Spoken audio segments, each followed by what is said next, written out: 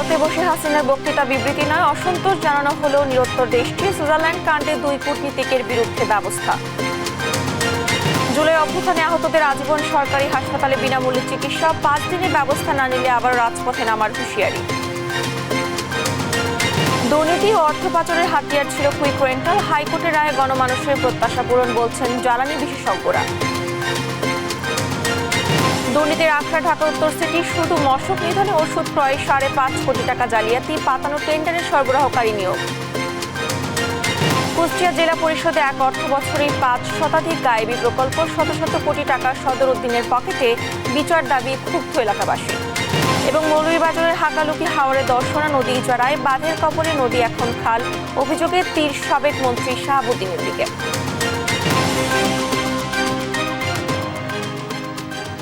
আমন্ত্রণ সংবাদ সকালে, দেখছেন শিরোনামগুলো, সঙ্গে আছি আমি ডানা ইসলাম। এবার যাচ্ছি বিস্তারিত সংবাদে। সাবেক প্রধানমন্ত্রী শেখ হাসিনার বিবৃতি নিয়ে ভারত সরকারকে একাধিকবার অসন্তোষ জানানো হয়েছে, তবে তাদের কাছ থেকে কোনো সদুত্তর মেলেনি। বৃহস্পতিবার সাপ্তাহিক ব্রিফিংয়ে পররাষ্ট্র মন্ত্রণালয়ের মুখপাত্র এসব তথ্য জানান। তিনি যেন ভারতে বসে বক্তৃতা বিবৃতি দিতে না পারে সে বিষয়ে অনুরোধ করা হয়েছে বলেও জানান তৌফিক হাসান।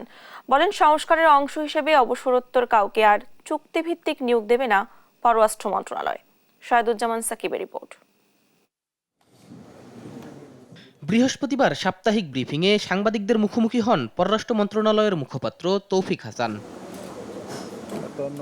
জানান, সাবেক প্রধানমন্ত্রী শেখ হাসিনার বিবৃতি নিয়ে একাধিকবার অসন্তোষ প্রকাশ করা হলেও ভারত সরকার থেকে কোনো সদুত্তর মেলেনি। তবে তিনি যেন ভারতে বসে বক্তৃতা বিবৃতি দিতে না পারে সে বিষয়ে অনুরোধ করা হয়েছে বলেও জানান তৌফিক হাসান। সাবেক প্রধানমন্ত্রী 5ই আগস্ট গণ অভ্যুত্থানের সময় ভারতে চলে যাওয়ার পর সেখানকার বিভিন্ন গণমাধ্যমে যে ধারাবাহিকভাবে রাজনৈতিক বিবৃতি বক্তব্য দিচ্ছেন, সেটি বাংলাদেশ সরকার ভালোভাবে দেখছে না। এই ব্যাপারে সরকারের তীব্র অসন্তুষ্টি প্রকাশের পাশাপাশি সাবেক প্রধানমন্ত্রীকে এ ধরনের বক্তব্য বিবৃতি প্রদান থেকে বিরত রাখার জন্য কিন্তু ভারত সরকারকে আহ্বান জানানো হয়েছে। আগামী 1 মাসের মধ্যে 6 থেকে 7 জন রাষ্ট্রদূত অবসরে যাচ্ছে জানিয়ে মুখপাত্র বলেন, পররাষ্ট্র মন্ত্রণালয়ে সংস্কারের অংশ হিসেবে অবসরোত্তর কাউকে আর চুক্তিভিত্তিক নিয়োগ দেওয়া হবে না। যারা রিটায়ারমেন্টে যাচ্ছেন তাদের একটা এক্সটেনশনের একটা বিষয় ছিল চাকরির, তো সেটা কিন্তু এই মুহূর্তে আর করা হচ্ছে না। আপনারা জানেন, ডিসেম্বরে প্রায় 7-8 জন রাষ্ট্রদূতের শেষ হয়ে যাচ্ছে এবং তাদের কিন্তু এক্সটেনশন হচ্ছে না। জানানো হয়, ভারতের ভিসা না পাওয়ায় তৃতীয় দেশের ভিসা প্রার্থীরা দিল্লির পরিবর্তে ভিয়েতনাম এবং পাকিস্তান থেকে ভিসা নিতে পারবে।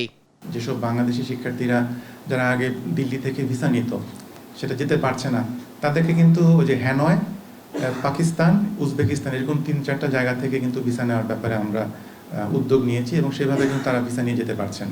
এছাড়াও আইন উপদেষ্টাকে হেনস্থার ঘটনায় সুইজারল্যান্ডে বাংলাদেশ দূতাবাসের এক কর্মকর্তাকে স্ট্যান্ড রিলিজ এবং আরেকজনকে অব্যাহতি দেওয়া হয়েছে বলেও জানান পররাষ্ট্র মন্ত্রণালয়ের মুখপাত্র। সবগুলো মিশনে আমরা নির্দেশনা পাঠিয়েছি যে ইন ফিউচারে যেন এই ধরনের প্রোটোকল এবং সিকিউরিটির ক্ষেত্রে সর্বোচ্চ সতর্কতা অবলম্বন করা হয়। শাহেদুজ্জামান সাকিব, দেশ টিভি, ঢাকা। আগামী 5 কর্মদিবসের মধ্যে জুলাই আগস্ট গণ অভ্যুত্থানে আহতদের সুচিকিৎসা এবং পুনর্বাসন নিশ্চিতের রূপরেখা দেবে অন্তর্বর্তী সরকার, জানান প্রধান উপদেষ্টার বিশেষ সহকারী ডক্টর সাইদুর রহমান। এমনকি আজীবন 24-এর সকল আহত যোদ্ধাদের সরকারি হাসপাতাল থেকে বিনামূল্যে এবং বেসরকারি থেকে আংশিক খরচ দিয়ে চিকিৎসা নিশ্চিত করবে সরকার। তবে নির্ধারিত সময়ের মধ্যে দাবি আদায় না হলে আবার রাজপথে নামার হুঁশিয়ারি দেন আহতরা। বিস্তারিত জানাতুল মোহনার প্রতিবেদন। আমরা চোখ হারাচ্ছি, কারোর পা হারাচ্ছে, সবাই আহত। উনি কোথায় ছিল? গণ অভ্যুত্থানে আহতদের আন্দোলনের আগুন জাতীয় অর্থোপেডিক হাসপাতাল ছাড়িয়ে পৌঁছে যায় সচিবালয়ে। সকলের সম্মতিক্রমে আমরা এই কর্মপরিকল্পনা করে তাদের সাথে বসে ডিসকাস করে আমরা সমাধান করব।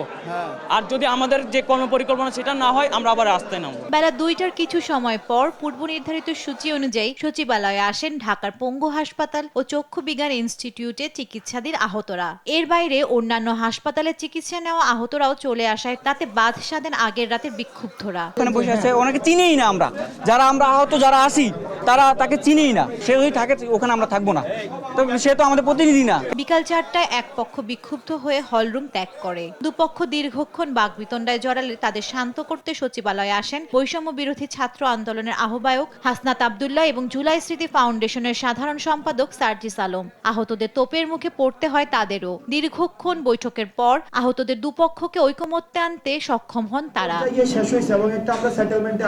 এ সময় হাসনাত বলেন, আহতদের নিয়ে বিভাজনের রাজনীতি আমরা সন্দেহের চোখে দেখি। আহতকে যারা দলীয়করণ করে, বিভাজিত করে, ব্যক্তি স্বার্থ চরিতার্থ করার কোনো চেষ্টা করে, আমি মনে করি যে তাদের বাংলাদেশ নিয়ে তাদের যে পরবর্তী ভাবনা, এই পরবর্তী ভাবনা প্রশ্নবিদ্ধ। এরপর নাহিদ ইসলাম, আসিফ মাহমুদ, মাহফুজ আলম সহ 6 উপদেষ্টা আহতদের সঙ্গে দাবি দাওয়া নিয়ে বৈঠকে বসেন। তখনও চলে কয়েক দফা বাকবিতণ্ডা। কিছুতেই আশ্বস্ত হচ্ছিলেন না আহতরা। এক পর্যায়ে শান্ত হন তারা। পরে প্রধান উপদেষ্টার বিশেষ সহকারী ডাক্তার সাইদুর রহমান জানান, আহতদের স্বাস্থ্যসেবা নিশ্চিতে যে প্রতিশ্রুতি দেওয়া হলো তা আগামী 5 কর্মদিবসের মধ্যে লিখিত আকারে প্রকাশ করা হবে। সারা জীবন বিনামূল্যে চিকিৎসা পাবেন। এমনকি যে সকল বেসরকারি চিকিৎসা প্রতিষ্ঠানের সঙ্গে সরকারের চুক্তি হবে, সে সকল প্রতিষ্ঠানেও চিকিৎসা পাবেন। চিকিৎসা ব্যয়ের আংশিক সরকারের কর্তৃক পরিশোধ করা হবে। ইতোমধ্যে আপনারা আপনাদের চিকিৎসার জন্য যেই পরিমাণ অর্থ ব্যয় করেছেন, সেগুলো যথাযথ ডকুমেন্টেশন জমা দেওয়ার পর সেগুলো রিইম্বার্স করা হবে। পঙ্গুদেরকে যার যার যেই ধরনের পঙ্গুত্ব, সেগুলো নিবারণের জন্য যে ইমিডিয়েট ফিজিওথেরাপি অথবা যদি কোনো যন্ত্র বা কোনো কিছু লাগানো দরকার পড়ে, সেগুলো লাগানো হবে। তথ্য ও সম্প্রচার উপদেষ্টা নাহিদ ইসলাম বলেন, ডিসেম্বরের মধ্যে অভ্যুত্থানে আহতদের চিকিৎসা ও পুনর্বাসনের স্বল্প মেয়াদী ব্যবস্থা নেওয়া হবে এবং পরবর্তীতে ধাপে ধাপে দীর্ঘমেয়াদী পদক্ষেপ নেওয়া হবে। যে আমাদের এখনো আহতরা বেডে পড়ে আছে, এখনো শহীদ পরিবাররা হচ্ছে তাদের আজকে পর্যন্ত শহীদ হচ্ছে। তো এরকম সময় যখন আমাদের পুরো জাতীয় পরিসরে আলাপ আলোচনা থাকা উচিত ছিল এই শহীদ পরিবার, এই আহতদের নিয়ে, সেই জায়গায় দেখা যাচ্ছে যে শুধু সরকারের উপর সবাই দায় চাপিয়ে বাকিরা নির্বাচন অমুক তমুক অনেক কিছু বলার চেষ্টা করে। যদিও উপদেষ্টাদের আশ্বাসে পুরোপুরি শান্ত হয়নি বেশিরভাগ আহতরা। 5 কর্মদিবসের মধ্যে সমাধান না আসলে আবারও রাজপথে নামার হুঁশিয়ারি তাদের। দিবসের মধ্যে যদি না আমাদের কাছে না প্রকাশ করে, আবার রাস্তা ব্লক করব ইনশাআল্লাহ। ক্ষোভ ও অনুযোগ জানাতে আসা আহতদের বিভাজন কেটে যাবে বলে আশাবাদী সংশ্লিষ্টরা।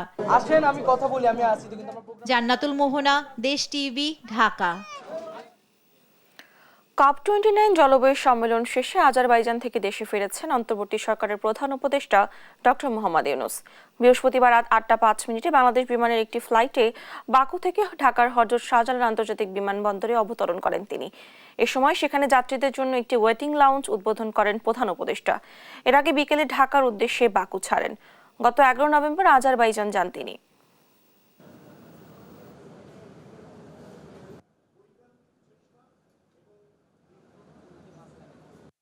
সোজা কাজ না বিমানবন্দরের ভেতরে একটা লাউঞ্জ তৈরি করা, তো সেইটা সফল হওয়ার কারণে ওটার উদ্বোধনী ছিল। আজকে আমরা খুবই আনন্দিত এবং যারা যারা এই কাজের সঙ্গে সংশ্লিষ্ট ছিলেন তারা সবাই অত্যন্ত আন্তরিকভাবে কাজ করেছেন। তাদেরকে আমরা ধন্যবাদ জানাই। এটা সফল হোক, সুন্দর হোক। আপনাদের এই অভিজ্ঞতা আপনারা অন্যদেরও বলবেন এবং কি কি অসম্পূর্ণতা আছে এর মধ্যে সেটাও বলবেন। তা না হলে সম্পূর্ণ হবে কি করে যদি অসম্পূর্ণতার কথা আপনারা না বলেন। কুইক রেন্টালকে দায়মুক্ত করে দেশের বিদ্যুৎ খাতের উন্নয়নের নামে হাজার হাজার কোটি টাকার দুর্নীতি ও পাচারের সুযোগ তৈরি করা হয়েছে বলে মনে করছেন জ্বালানি বিশেষজ্ঞরা। জানিয়ে প্রশ্ন তোলা বা বিচার চাওয়ার অধিকারও হরণ করা হয়েছিল। উচ্চ আদালত দায়মুক্তিকে অবৈধ উল্লেখ করায় জনগণের প্রত্যাশা পূরণ হয়েছে বলেও জানিয়েছেন তারা। এমি আজিমের রিপোর্ট।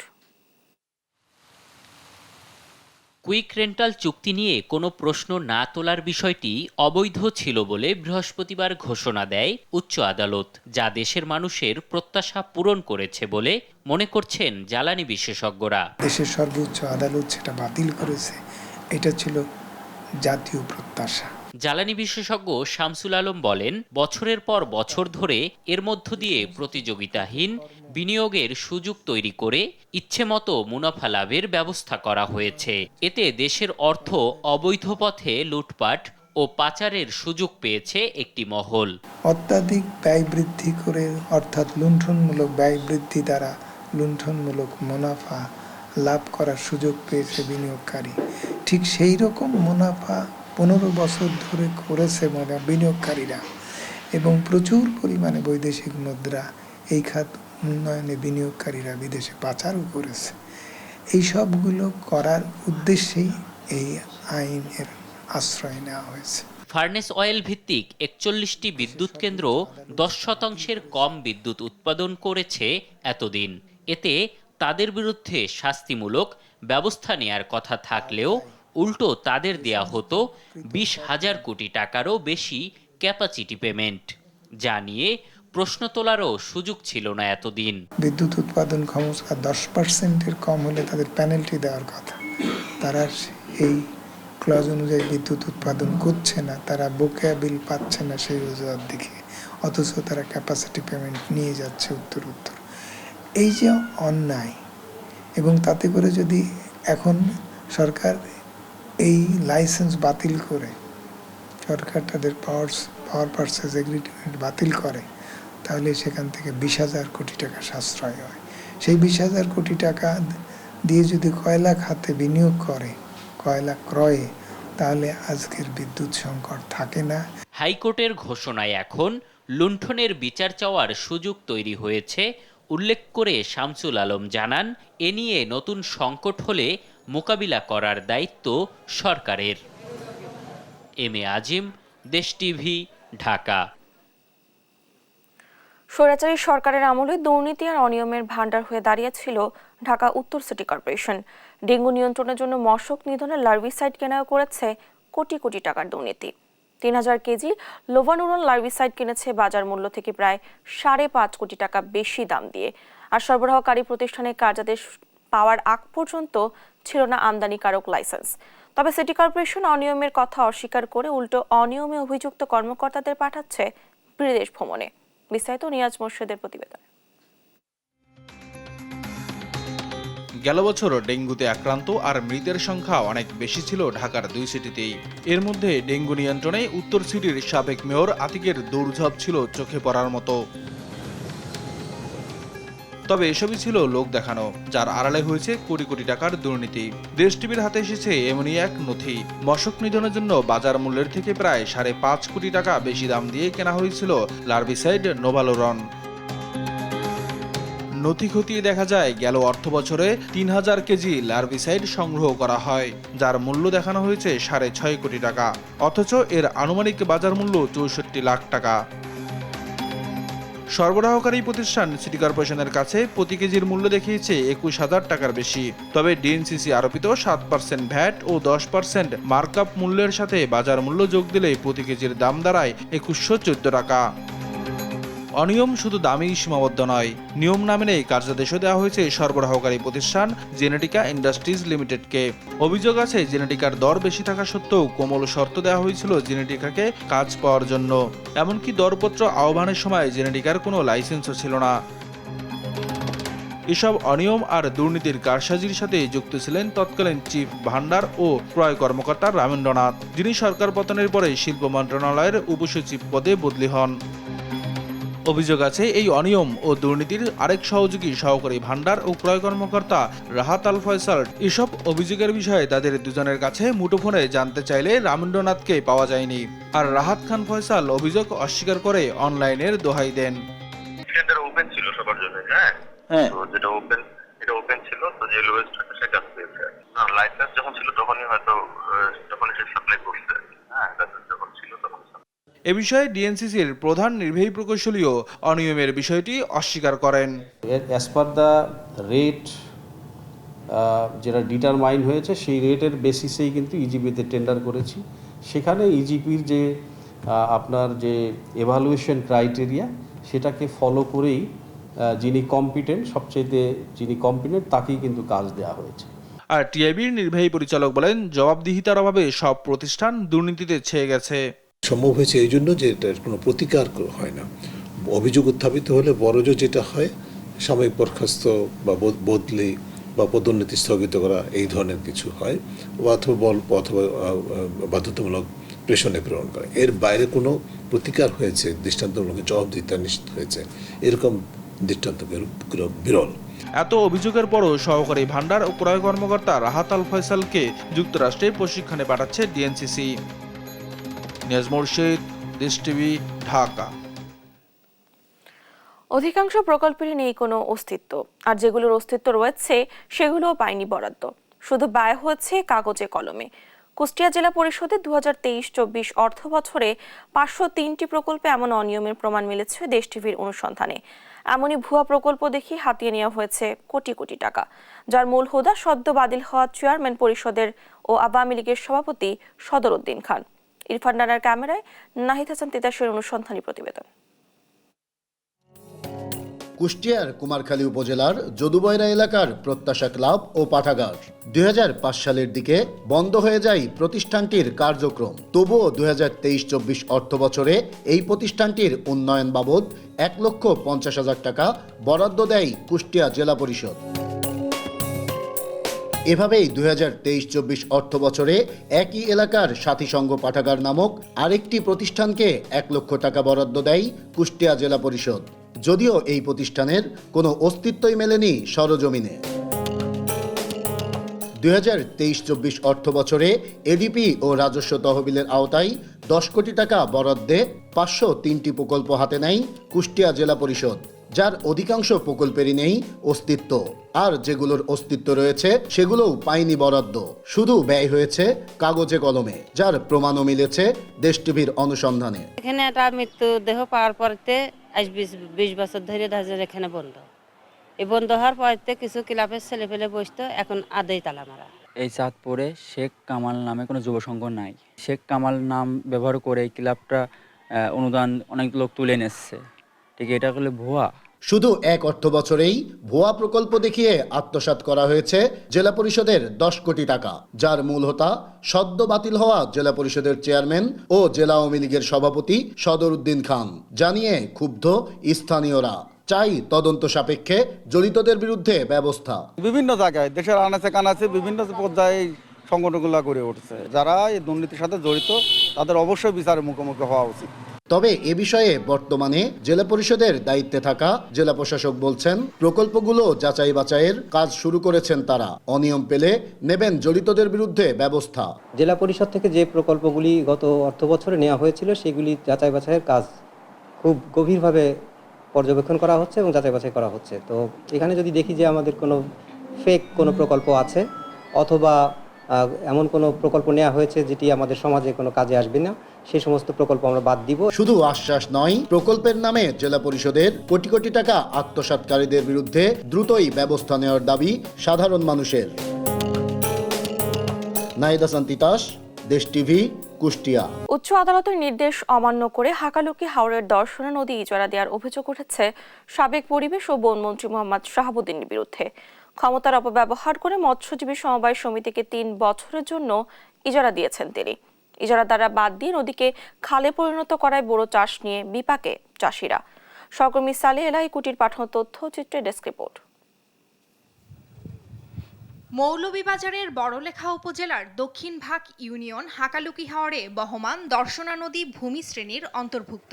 গেল বছর 1,28,00,000 টাকা ব্যয়ে 8 কিলোমিটার খনন করা হয়, শুধু বোরো চাষের কথা মাথায় রেখে। দর্শনা নদীতে 2টি স্লুইস গেট ও কৃষক সমবায় সমিতির অফিস ঘর নির্মাণ সহ প্রায় 5 কোটি টাকার প্রকল্প চলমান। যদিও জাতীয় নদী রক্ষা কমিশনের আবেদনের প্রেক্ষিতে সর্বোচ্চ আদালতের দেয়া আদেশ অনুযায়ী প্রবাহমান কোনো নদী ইজারার বিধান নেই। সাবেক পরিবেশ ও বনমন্ত্রী মোহাম্মদ শাহাবুদ্দিনের যোগসাজশে দর্শনা নদীর প্রায় 1 একর ভূমি বদ্ধ জলমহাল দেখিয়ে 2022 সালে 3 বছরের জন্য ইজারা দেয় জেলা প্রশাসন। ইজারাদাররা মাছ ধরার জন্য নদীর পানি প্রবাহ আটকে সেচ দিয়ে শুকিয়ে ফেলে। এতে পানি না পাওয়ায় বোরো চাষ করতে পারছেন না চাষিরা। প্রতিবাদ করায় জেলও খাটতে হয়েছে অনেককে। যে সময় প্রাণীর প্রয়োজন এই সময় এই লিজ যে আনছে সেইটা পানি শীষ দিয়া মাছ ধরিয়া লইয়া যায় কি, তখন পানি পাওয়া যায় না। আমরা পানি কাঞ্জি পাই না, আমরা বড় হাত করতাম পারি না, বুঝছেন স্যার। যে আমরা চাই যে লিজটা বন্ধই তো আমরা পানি জেলা পাই। একটা প্রতিবাদ করতে আমরা জেল খাটিছি। আমরা এখন 2জন মানুষ না, 7-8 জন মানুষে আমার চাচা সইতে লাগাই, আমার ভাই সইতে লাগাইয়া আমরা জেল কাটিছি। এ বিষয়ে ক্যামেরার সামনে কথা বলতে রাজি হননি অতিরিক্ত জেলা প্রশাসক। তবে ফোনে জানান নথিপত্রে দর্শনা নদী বদ্ধ জলমহাল হিসেবেই দেখানো আছে।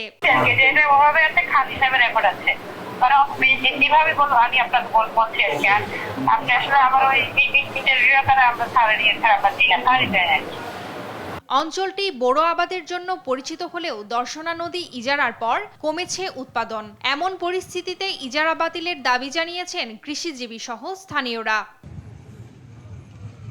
নিউজ ডেস্ক, দেশ টিভি।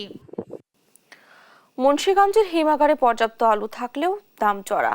পাইকারি বিক্রি হচ্ছে 58 টাকায়, যা খুচরা বাজারে ভোক্তাদের কিনতে হচ্ছে 70 থেকে 75 টাকায়। দ্রব্যমূল্যের এমন ঊর্ধ্বগতিতে চরম বিপাকে ক্রেতারা।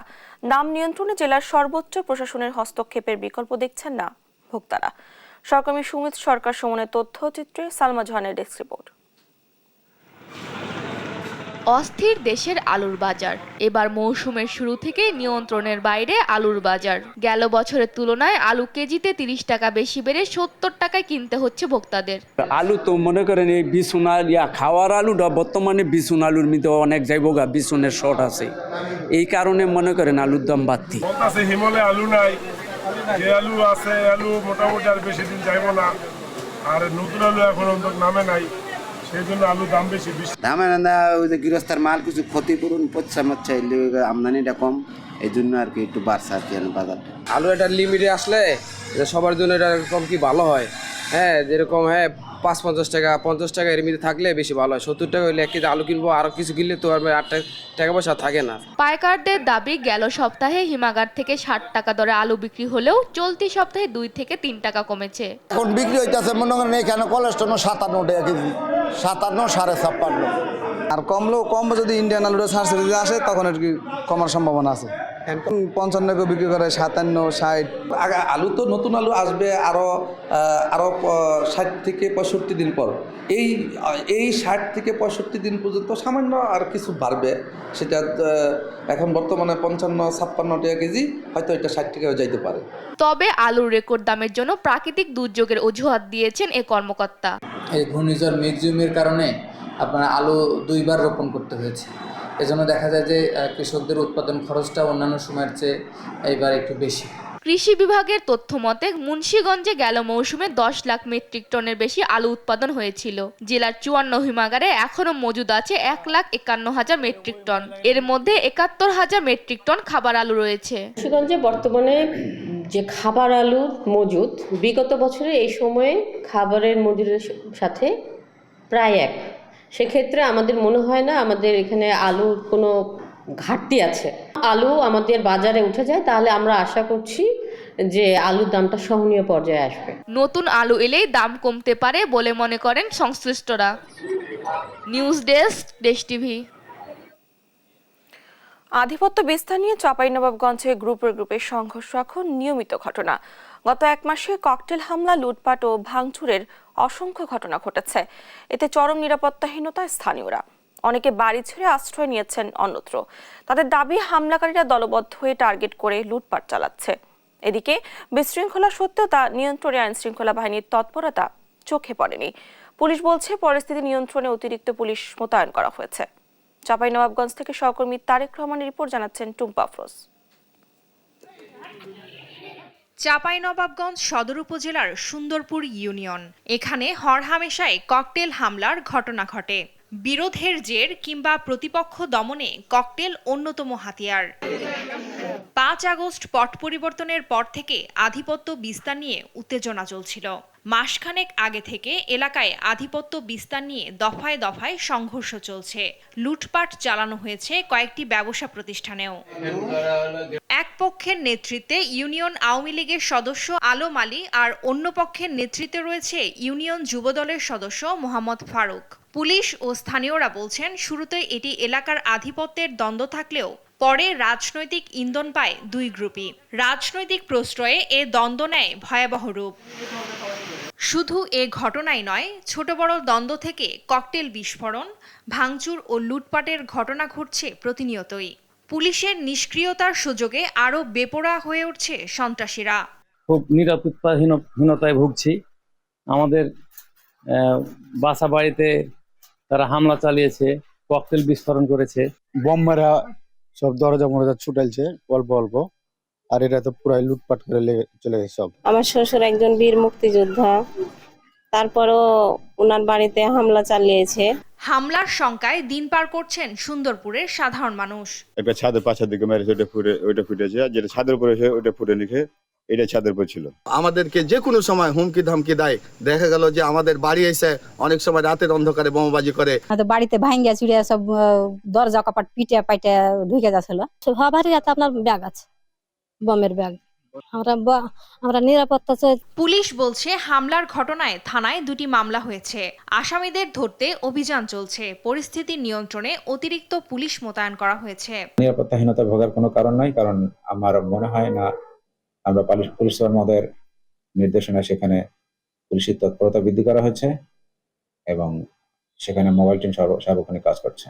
অশান্ত সুন্দরপুরে দ্রুতই শান্তি ফেরাতে প্রশাসন উদ্যোগ নেবে, এমনটাই প্রত্যাশা স্থানীয়দের। নিউজ ডেস্ক, দেশ টিভি।